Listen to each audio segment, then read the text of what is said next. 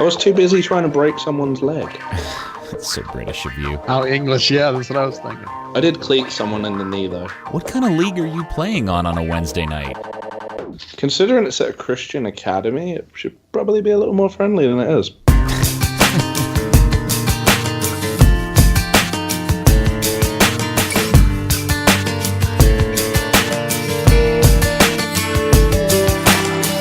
Well, hello there, FC Dallas Curious fan. Welcome to another episode of Third Degree, the podcast. This one, I'm confident, is number 18. Hi, I'm Peter, and joining us today is the typical trio alongside, well, actually duo alongside me. I always get those numbers mixed up.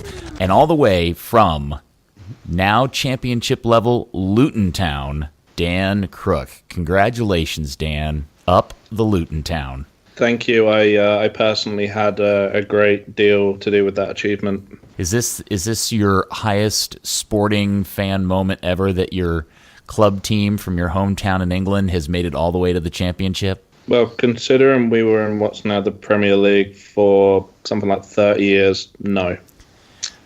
It wasn't the same thing back then, was it, Dan? It was better because Sky hadn't ruined English football.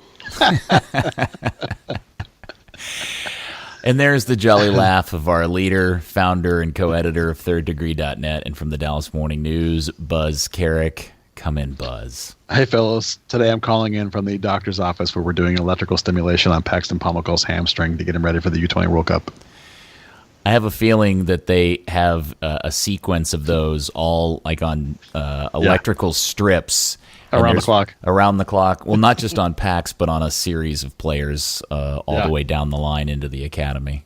They probably had to go to Amazon and buy those things in bulk, right? To get enough of them, yeah, to get everybody all the way down through the 17s all lined up. Yes, we will talk about Paxton here in just a few minutes, but we will also note that this is the type of podcast that is neither a victory podcast or a loss podcast. Oh my gosh, that draw on Saturday against San Jose made kissing your sister seem like a reasonable idea. What a terrible soccer game that was. FC Dallas 0, San Jose 0. I don't know if Dallas has looked worse all season, have they, Buzz? That was not a particularly pleasant game to watch. The San Jose man-marking defense completely short-circuited the Lucci ball and the Dallas offense, and they just looked, other than Paxton Pommel's doing some nice things with Reggie for the first 25, 30 minutes since he hurt himself. Other than that, there wasn't a whole lot going on, not a lot of activity, not a lot of exciting play, not a lot of the fun possession game that we've come to know and enjoy under Lucci. A lot of all that was missing, and it was definitely a bummer of a game to be watching. Dan, coming from another land that you do, when was the last time you saw a professional soccer team, play a full-on man-marking style system like that? Did you say a professional team? Yes, a professional team. I mean, the National League's professional, and that's really what they do. Yeah, they do it a lot. The further down the leagues you go, the less time you have on the ball, the more it's more of a man marking system than the zonal. Football can be cyclical. So in some ways, it's keeping ahead of the curve while keeping behind it. If it's working for them, great. I would say that they're not particularly pleasing or good to watch. But it's San Jose. They're kind of a terrible team. Well, I'd make, first off, we pronounce it cyclical here in the United States. And other than that, I didn't think that San Jose looked all that terrible. Frankly, I thought they pulled it off with quite well. And were pretty decent in transition coming out of that man-marking situation. But it was very obvious that despite having all week and videotape to watch it, Lucci was not successful in parsing out some sort of tactic to combat it. Well, they didn't put the ball between that aluminium rectangle. So eat that pronunciation. Aluminium. It's the most ridiculous pronunciation of a word there ever has been. Well, we spell it differently. Oh, do you? Yeah, we have an extra I in it. You don't, for some reason. Aluminium? Mm-hmm. Okay. Aluminium. Aluminum. Yeah, ours does. I guess when you put them side by side, ours sounds a little dumber. My favorite is when people say, "What do you call aluminum foil?" I'm like, tin foil. Yeah, got that in. Tin foil. That's great. Okay, sorry. I got Back us to off. soccer. Back to football. So, Buzz, do you think that San Jose was just really good at man marking, or Lucci just wasn't very good at coming up with a tactic against it, or he was and the players just didn't pull it off, or a combination of all three? Well, they worked on it a bit during the week. Dallas remains a young team, especially in the attacking phase. There's a lot of kids up there. So I think they definitely struggled to come to grips with it. San Jose is pretty good at it. They're definitely a fighting, to-nail battling team. You got to give them that kind of credit. The biggest takeaway, really, the biggest concern wasn't even just in the final third. It was the way San Jose used two markers out of midfield to come overlap when Dallas even started to build. And the Dallas could never get its possession from the back going. And if other teams watch that tape and pick up that strategy, then Lucci's going to have to go back to square one to how to get his offense going, because, when those two guys went out and covered the wings, that opened the midfield, and yet Dallas wasn't able to play into the midfield with, whether it's a combination of too many defensive-minded players in the midfield. I don't know whether it's just because Cerrillo's such a young guy and they're bracketing him with a striker and a marker behind him. So there's now a book on how to defuse Lucci ball, and that was the biggest contributor to Dallas not being able to get their flow going, their offensive mojo going, if you will, their play up through the middle like they like to do, and they had to resort to long balls. And this team hasn't done that all year, so they didn't know what to do other than trying to play Barrios over the top. It just wasn't working, and so you got to give San Jose credit for just completely defusing every idea Dallas had. Yeah, it really funneled Dallas into one option, which was to, as you say, play the ball to Cerrillo, who just, if I had one negative thing to point out about the kid, who I love and hope he makes the World Cup squad, he's just not super fast in transition when he does get the ball deep in their own end. And there were so many times he'd get the ball and it was like watching a battleship turn. And even when he did face forward, he almost invariably just ended up playing it laterally. It's just not his game, is it? No, but he's such a young player. You can't expect him to be incredibly savvy about pro-level midfield rotations. He is only 18. He has only been a pro for 3 months now, so we have to give him a little bit of slack. Right now, at 18, he's just as good in my book as Victor Ulloa was at 27. So, there's a lot of room to grow there. But his game is a simple game. He doesn't play super complicated. He does like to make quick lateral passes, and he will make those passes going forward if he can have time to turn. And it's not there yet. So we shouldn't. That shouldn't come across as too harsh of a statement that you and I are making about him, and that I'm sure Dan would agree with us. It's just that he's a young kid and he's not used to this yet. And if they're bracketing him with players, you can't expect him to carry the entire load of a transition through the midfield. It's just it wasn't taken care of as a collective well enough. It's not all on Cerrillo. He's just one facet of it. Dan, it was interesting that Lucci did appear to have figured out a formation and placement of players that did get his best 11 on the field, and highlighted by putting Paxton as a left wing. I feel maybe Buzz may be the expert for that, as the one who suggested it. Yeah, it is my fault. Damn it, Buzz. You injured Paxton Palmer, Carl. No, come on. But we did talk about that exact same thing happening in this podcast about the idea of putting Paxton at left wing. On paper, I think it was a terrific idea. And in a lot of ways, it was working. Paxton was really effective until he hurt himself. So, it's not in the long run, it leaves them too one-dimensional in midfield, because you end up with three players that are a little bit more defensive minded. I really think Paxton needs to be back there with Acosta, to make the whole thing work. But they're so desperate to get a left wing that's effective right now. They're probably trying almost anything. Are we somewhat surprised that Brian Acosta isn't more offensive minded, get the ball and go at people? I don't know why in my mind my thought is that he'd be more like that. If there's one real surprise early in the season for me is that he isn't that go forward kind of guy that the team really could use right now alongside Paxton. I think he can be that guy if he's not the only guy. If you're looking for him to be a 10, then that may be a little bit of a tall ask. But if there is someone who is that 10, or as Lucci called it, Lucci didn't called it an 8, and we call it a free 8, just to sort of indicate that Paxton was trying to be a little more aggressive. Then Acosta is freed up a little bit more, and then he can make some of those better passes that he's capable of making. But if you're asking him to be a playmaker, that's definitely not in his game. I mean, he is for sure not a transition. He's a transitional player, not a playmaker. There's a big difference between those two things. All right, Dan, I don't know if you were as frustrated as I was at the end of the game.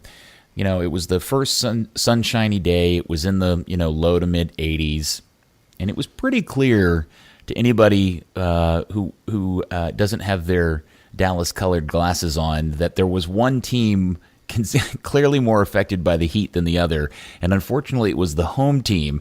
In fact, I got really agitated by watching both Jesse, Matt Hedges, and together tell the rest of the team, starting about 5-7 minutes before about the 93rd minute, the 83rd minute, and then for the entirety of injury time. Every time San Jose would make an attack and the ball would go out for a goal kick, they'd all look at each other and go, "Slow down, take your time, don't be in a hurry." And I'm thinking, it's 0-0 at home, guys. Why are we slowing down and trying not to get the ball back in play? And I'm just wondered, one, did that bother you when you saw it? And two, is it not a problem that Dallas was the more tired, worn-out team on Saturday? It's concerning. We always think of the North Texas climate as an advantage. It just struck me that San Jose were clearly a team that were far better conditioned. We've speculated since Lucci first got the job and that we knew his style, that all the pressing, the playing higher up, and still trying to play on the break was going to wear down players. And it's worrying to see it, before May. But sorry, I just got visited by a cat. If you want to cut it in, it's worrying to see it before May, but here we are, and I don't know. Lucci didn't really. When I spoke to him in the week, I didn't even specifically ask him about that. We have a show cat now, apparently. 1 second. Along those lines, Peter, one thing I found interesting was that I was watching today the behind the scenes thing that FC Dallas is doing, the Lucci Year One feature, the one they put out this week, included sort of mic'd up Lucci on the sideline against San Jose, and there's a clip in there with him directing his team to slow it down and saying, "We need this point at home, slow it down, take your time." So I mean, that direction to kill the game came from the bench, came from Lucci, which I was a little surprised to see that, honestly, because I felt like you did watching. I was like, "No, what are we doing?" But yelling as a fan from the stands in that moment. But unfortunately, they were the far more likely team to score. Yeah, Dallas just weren't creating. It was. Yeah. Well, when I was looking at the stats after the game, San Jose had like 24 crosses, but 20 of them came in the second half, and 14 of those came in the last 10 minutes. They overloaded with an extra forward, an extra midfielder, and they were just firing the balls into the box like crazy. So the Dallas was definitely on their heels. They were definitely feeling the heat. They were definitely lagging. San Jose was definitely the team that was likely to score there at the end. So when you factor all that in, and hindsight, I get it. I get why they wanted to slow it down and get the point. But in the moment, it kills you seeing the home team being tired and having to play for a tie. That's a bummer to see that. And I too wonder why in the world this early in the season we're seeing players flagging from heat maybe it's all related to some sort of burnout that's happening, and maybe that's what's causing all the hamstrings. It may be overwork. They may be not taking enough time off during the week this early. It's hard for me to know without being there every single day, but there are definitely physical issues with this team for sure. Yeah, I think one thing you can look at is when Fabian Bazan was strength and conditioning coach, he would pull players out or set a certain number of reps, and the wingers would be pulled out at a certain stage, centre mids pulled out at a certain stage, defenders were given a little bit longer, particularly centre backs. But there was a very clear plan to not overwork the body or particular muscles. Granted, I haven't been to as many practices as you have. I haven't seen anyone just be pulled out unless they were suddenly pulled up injured. Yeah, I haven't seen that yet this year either. He's not the only missing guy. Having gone to Tijuana, Felipe Moreno has also not been able to get back.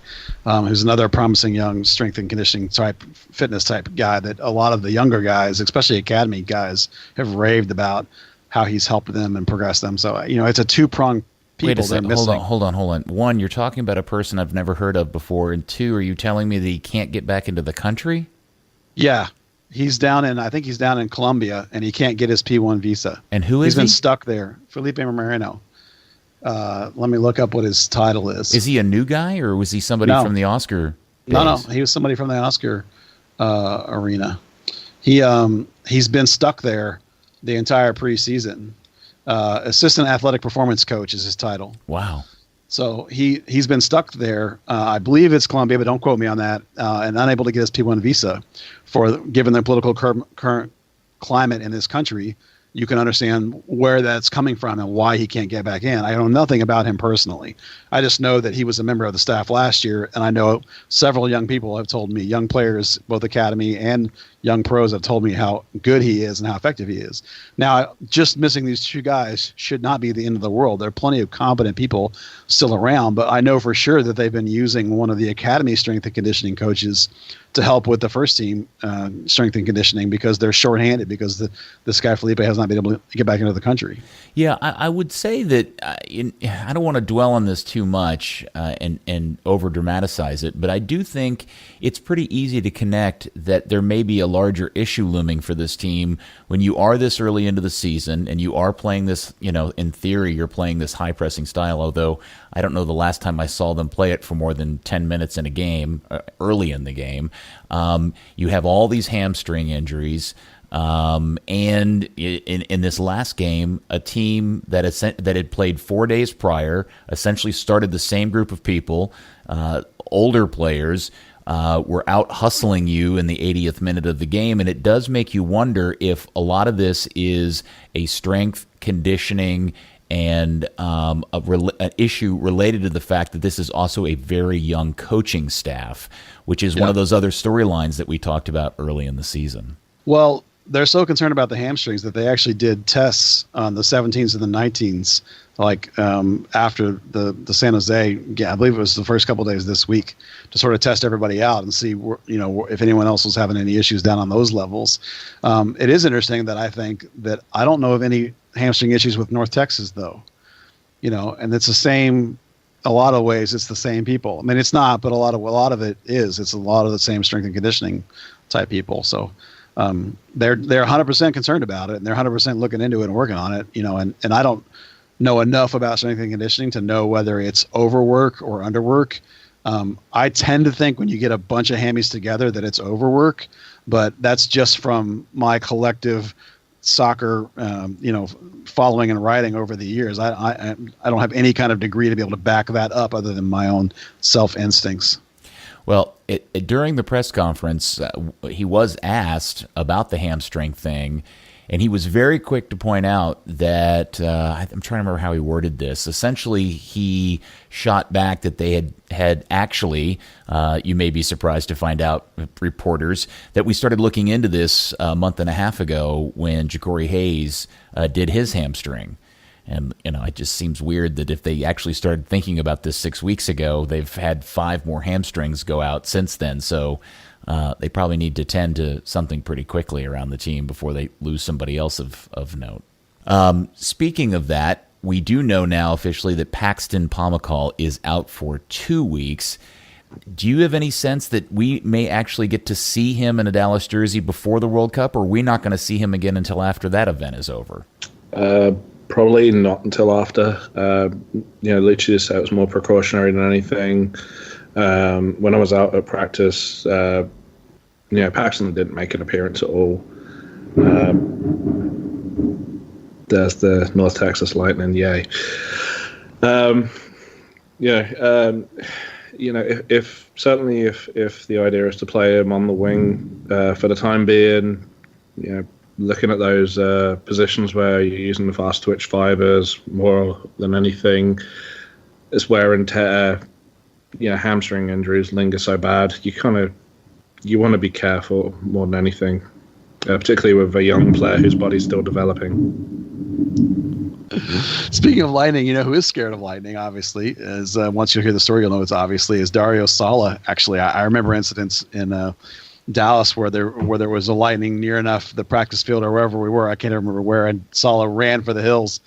But he has a good reason for that, because he was actually on a training ground with his club team one time when Lightning struck the field and killed one of his teammates, one of his best friends, whose name is Herman Gaviria, I believe is his name. Yeah, the Lightning hit him in the chest and killed him, and it knocked down everyone that was on the field. Holy and crap. Knocked a bunch of them out, and the guys who had gotten to safety. When Saul tells the story, he talks about this. The guy he didn't like to talk about it very much, but because one of his best friends got killed. But the guys that were still conscious had to make the decision of, are we going to go out there and grab our unconscious teammates and drag them into cover, which they did. So, that one, his friend was killed by a lightning strike. So Dario was obviously hyper sensitive to that from then on. And there were multiple occasions where before anyone else could say, Lightning, let's clear the field, he would be halfway to the gym. To really? Yeah. I've never heard that story before. He does not talk about it very frequently because you can imagine it's pretty emotional, but you can Google it if you're interested as a reader. You can Google it, and there's a couple stories out there where he has talked about it.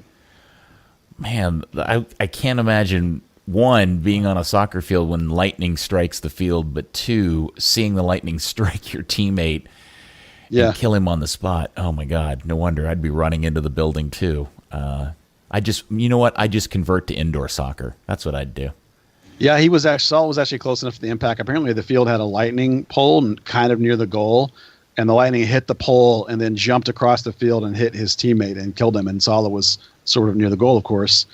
And there was another player that died 3 days later. So it wasn't just the one. From the same strike or a different? Yeah, a guy who had a series. Another player. I'm looking up the story right now. Matter of fact, to read about it to tell you this, but it caused a series of heart attacks apparently, and another player, Giovanni Cordoba, who died 3 days later in the hospital. So it's not something to laugh about. You should take it quite seriously. There's a reason why all the Texas soccer facilities have those lightning warning signals and flags and all that kind of stuff. And I remember as a kid playing in South Arlington on the complex down off of Cooper down there in South Arlington. I remember a kid getting killed down there when I was young in junior high school. So it is a serious topic, and we shouldn't make light of it. And if you're ever out on a field and seeing it, you should get to cover quickly.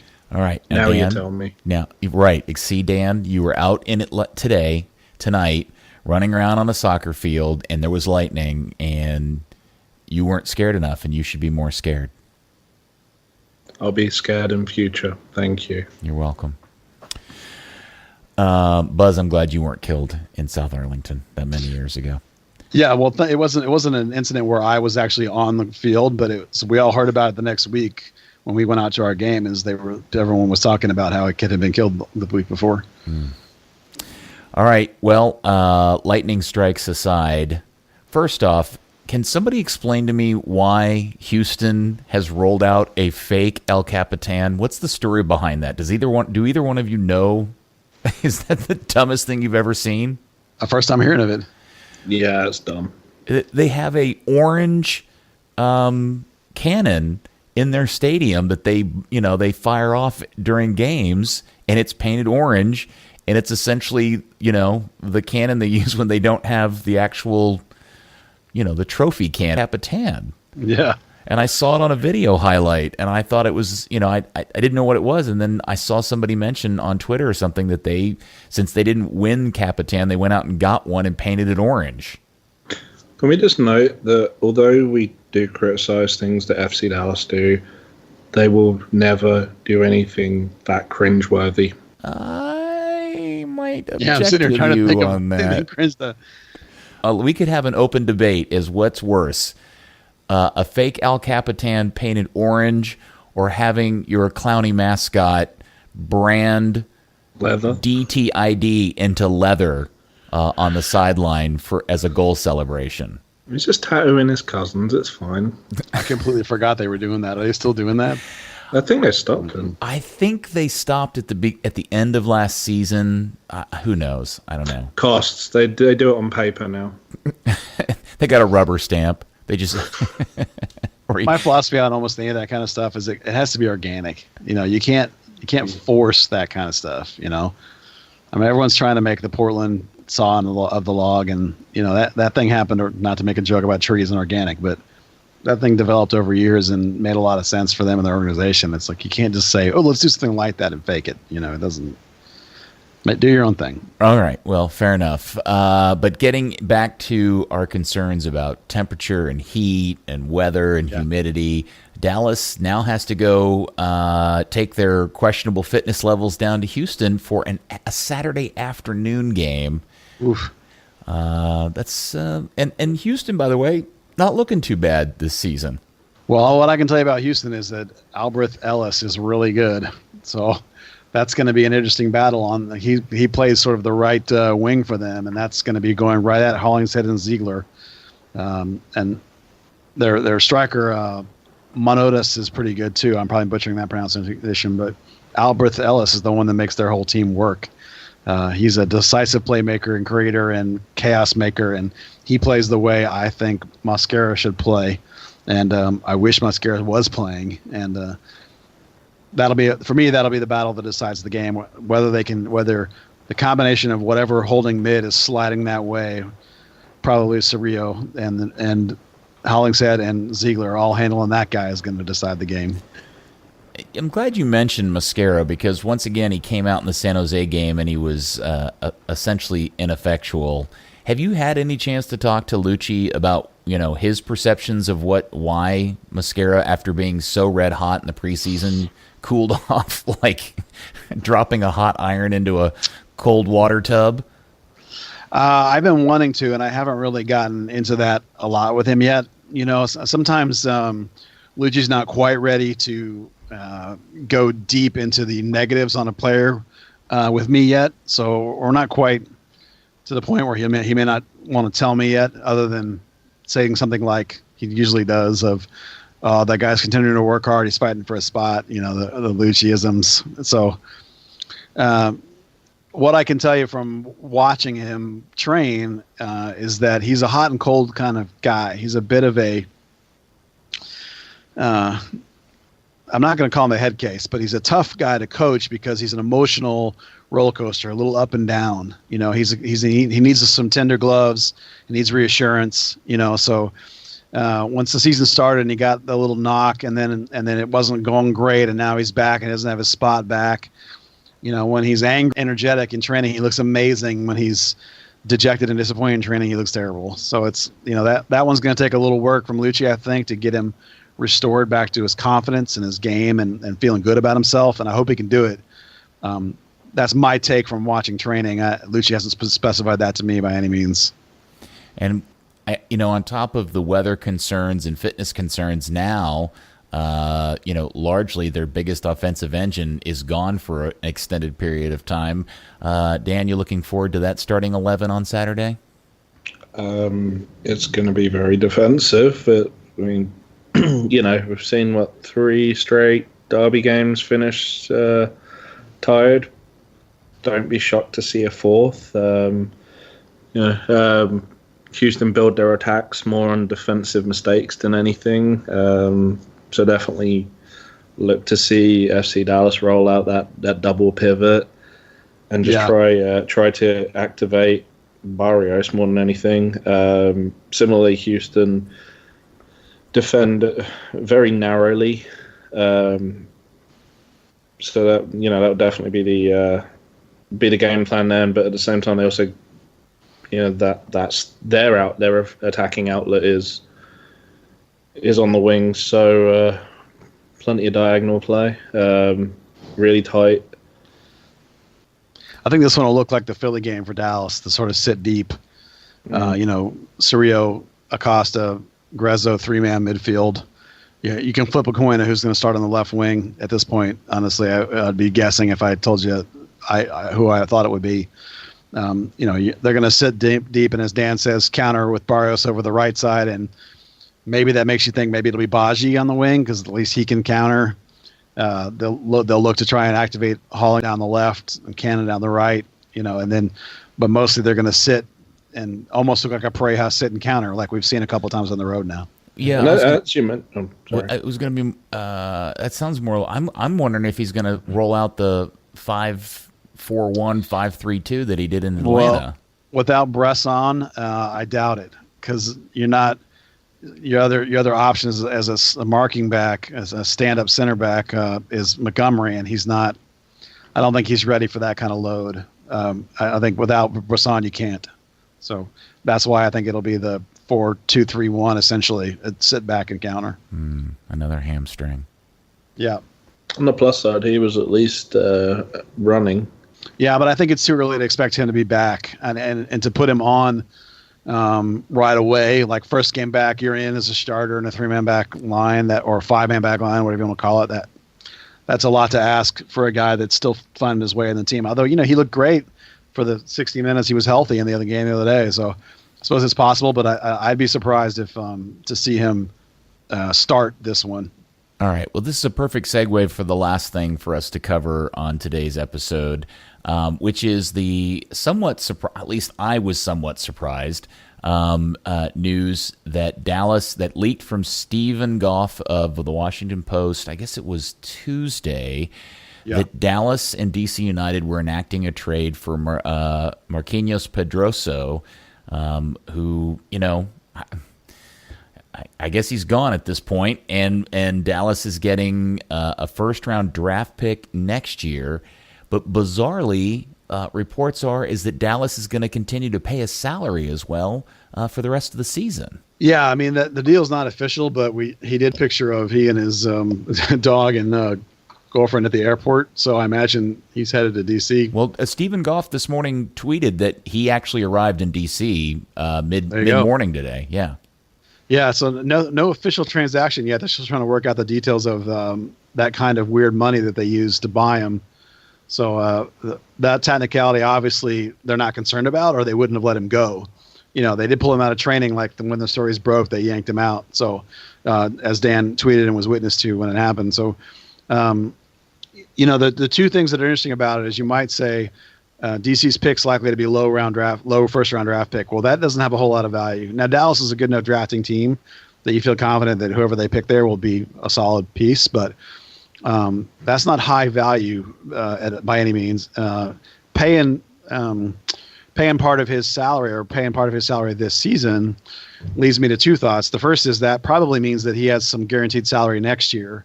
Because why would you throw that in? Because essentially that's the grease that's getting the deal done. That's the thing that Dallas is eating to make it happen. So if that's the grease, then what's the real payoff since the pick's not that great? Well, what the payoff is getting him off your roster and getting an international slot. And we assume at this point, and we don't know until we get more information, clearing the whatever cap hit for next year. So Lucci's talked a lot about doing something this summer. Dan Hunt's been talking about doing something this summer. So I think this is a clear indication that they're clearing the deck in order to bring in something, probably from Bayern, but you don't know for sure. And this deal certainly wasn't about Pedroso himself, beyond the fact that he doesn't really fit with Lucci's system and Lucci's game. He's a defensive first kind of defender. He's a get to the end line and cross kind of defender. He's not going to cut. He's not going to play nifty little give and goes. He's not going to shoot like Hollingshead. So he definitely had lost out to Hollingshead, and he definitely was starting to lose out to Nelson. So why not get something for him, especially when you need the cap room and the international spot. So it's a deal for what's coming next. That's the thing, is we got to wait and see what the other shoe is on the other side of the deal. Dan, you were actually out at practice when all of this was going down. Kind of describe what happened as news started to trickle out that he had been traded. So Stephen Goff broke the story. I read it. Thought, oh, okay, that's maybe that's something to explore. 30 seconds later, I look up and there's Pedroso walking out for practice. So I thought, okay, that's strange. He takes the warm-up, he takes a couple of passing drills. He's getting really involved, as if he's fully participating. And then he starts doing some stretching with one of the assistant trainers. Went inside to get he ran inside. I don't know if it was for an update on the deal or what, but came back out, passing the ball around with a couple of the injured players. And I'm right near him, and he's talking about.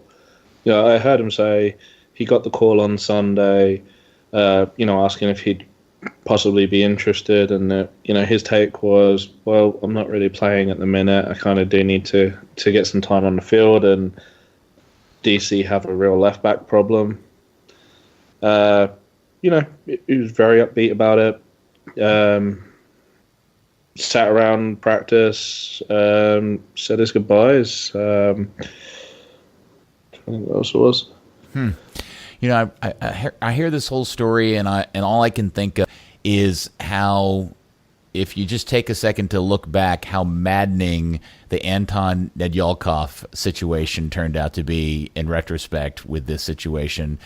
And I get that Ned was never a great fit for Oscar, but goodness, Nedyalkov had a set of ball skills that would have been really ideal for what Lucci's wanting out of a left back, and it's just disappointing he's no longer with the team.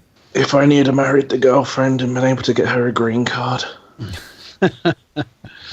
Isn't it funny how often that stuff comes back to with players off the field issues? It's not always necessarily how you fit in the locker room. Although he was a tough fit in the locker room, culturally he did not match up with this team, which is let's face it, it's a very Latin team. It's a very Latin locker room. Even the Euros like Ziegler can speak a couple of the languages that are in the locker room, so he can fit in. But Nedyalkov really struggled with that. The only person he could talk to really was Ziegler, and so he really didn't feel super comfortable and didn't fit in really well. And then on top of that, as Dan mentions, his girlfriend was unable to get a green card and get into the country, and so for him that was essentially the last straw. And we all know that Kellen Acosta left for mostly off-field issues, and Mauro Diaz in a way left for a cash reason, which is in a lot of ways that's an off-field issue. So often off-field is everything, and the Nedyalkov deal is still paying repercussions because they probably had to overpay for Pedroso to get him an emergency signing in the middle of last season. Had to use this funny money that they're now coming up against a roadblock for trading him, but.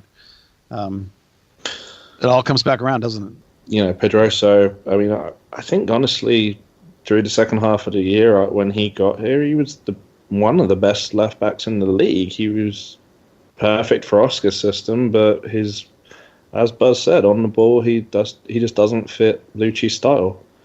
And then now, because of the discretionary TAM that was used, he has to be on the books for a full year.